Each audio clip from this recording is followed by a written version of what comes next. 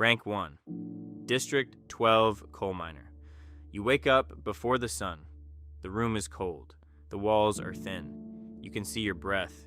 You pull on the same shirt you wore yesterday and the day before that. Your boots have a hole in the left sole. You stuffed paper inside to block the wind. It doesn't work anymore. You eat half a bowl of watery grain. You save the other half for later. Maybe there won't be a later. You walk to the mine with your father. He doesn't say much. Neither do you. You go underground. You stay underground. You breathe black dust for 12 hours. You come home gray. You eat again. You sleep. You do it all again tomorrow. The money is almost nothing. The food is almost nothing. Reaping day comes around every year. Your name is in that bowl, just once, for now. You try not to think about it. You mostly fail. Rank 2. Tesserae. You are hungry in a different way now. Not just stomach growling, hungry. Desperate. Your little sister is hungry too. Your mother can barely stand. You walk to the Justice Building before Reaping Day. You sign a form. In exchange, you get a small portion of grain and oil for the month. It's barely enough, but it's something. The catch is your name goes into the reaping bowl again. Every year you take Tesserae, it goes in one more time. You've been doing this for 3 years. Your name is in that bowl 11 times now. Some kids your age have it in 30, 40 times. You all made the same trade. Food for odds. You told yourself the math was manageable. You told yourself the odds were still in your favor. You're not sure you believe that anymore. You watch younger kids sign the same form. You want to tell them to stop. You don't. You know what hungry feels like. Rank 3. Tribute. They called your name.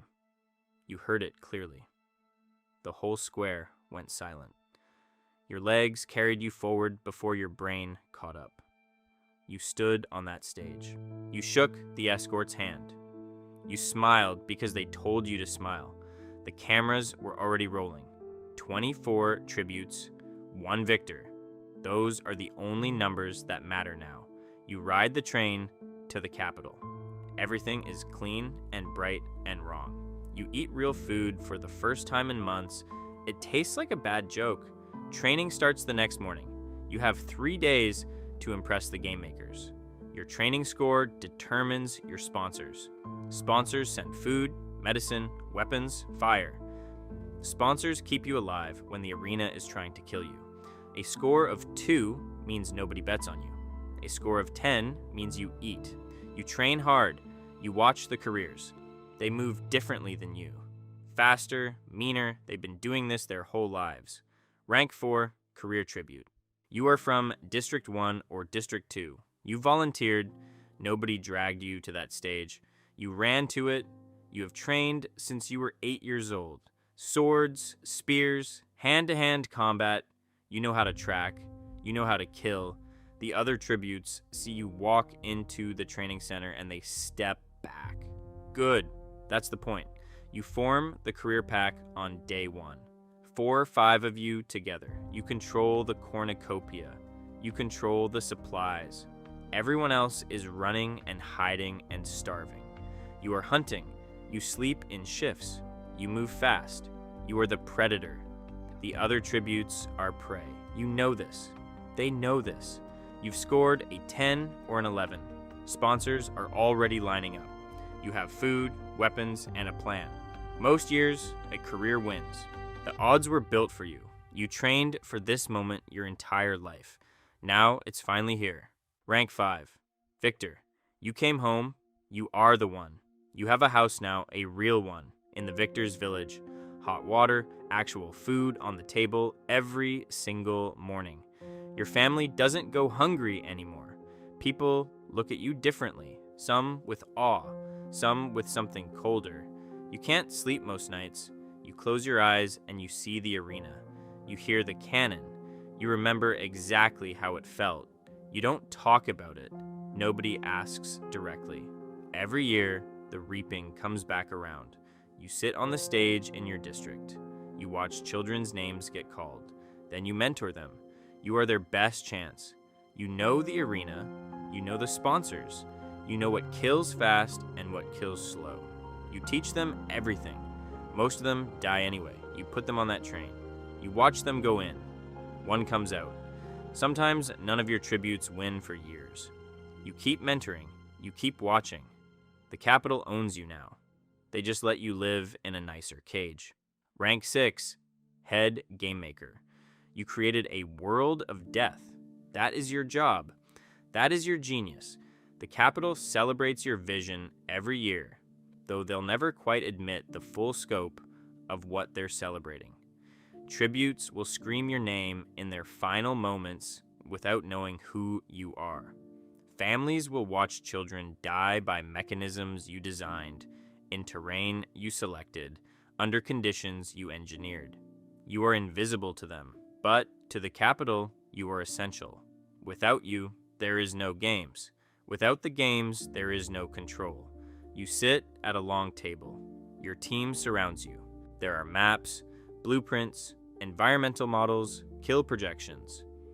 You designed this arena from nothing. You chose the terrain. You chose the weather. You chose the mutations.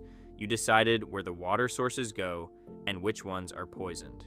You know exactly how many tributes will die in the first hour. The bloodbath numbers are yours. You plan them. You watch the launch countdown on a screen.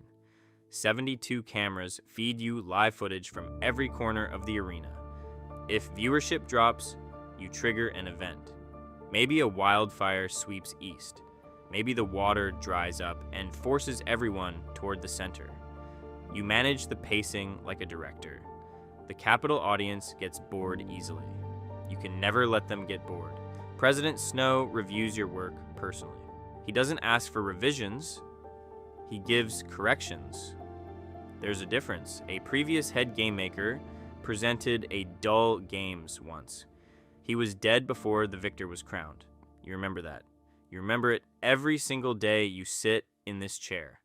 Rank 7, President Snow.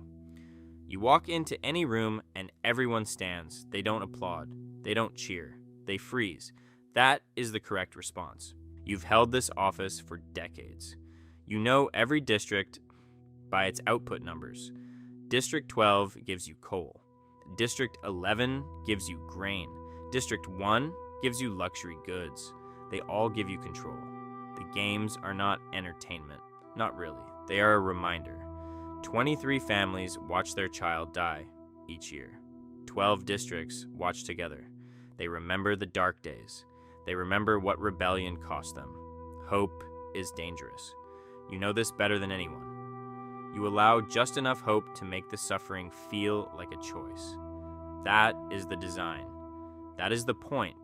Snow's roses are white, the blood is red. You walk through your gardens alone most mornings. Your guards follow at a distance. You trust no one. You removed the last person you trusted 14 years ago. It was necessary. Everything is necessary. The Capitol loves its spectacle. The districts fear their quotas. The game makers fear you. The system feeds itself. You are the system. But something is shifting now. You feel it. District 12, a girl with a braid. She volunteered for her sister. The crowd watched her. They didn't cheer. They raised 3 fingers. Silence is louder than applause. You know what that silence means? You've heard it before. You pour yourself a glass of wine. You think about the girl. She scored an 11. Her mentor is Hamish Abernathy. A drunk, a problem. A victor who won by outsmarting the arena design itself. The Capitol loved her in the interviews. That is the most dangerous thing of all. You can control a tribute who is hated. You cannot easily control a tribute who is loved. You set your glass down. You press a button on your desk. Your head game maker enters immediately. You tell him the 74th games need to be memorable. He nods. He understands what memorable means when you say it. He leaves quickly. You stand at the window. The Capitol spreads out beneath you, white and golden and glittering. You have kept this city alive for 30 years. You have kept these games running. You have kept 12 districts in their place through careful, precise, calculated fear. Fear is a resource. You spend it wisely. You spend only what is necessary. Never too much, never too little. A man who rules through terror alone collapses quickly. You learn that early. You give them enough food to survive. You give them just enough hope to stay compliant. Then you remind them, every single year in July, that their children belong to you. That reminder has a name. It has an opening ceremony and a training period, and a 7-day broadcast. It has a victor and a parade and a celebration. The capital cheers. The districts mourn. That gap between the cheering and the mourning is where your power lives. You have protected that gap for 30 years. The girl with the braid is still in the arena. The cameras are on her now. Millions are watching. You watch too. You watch very carefully.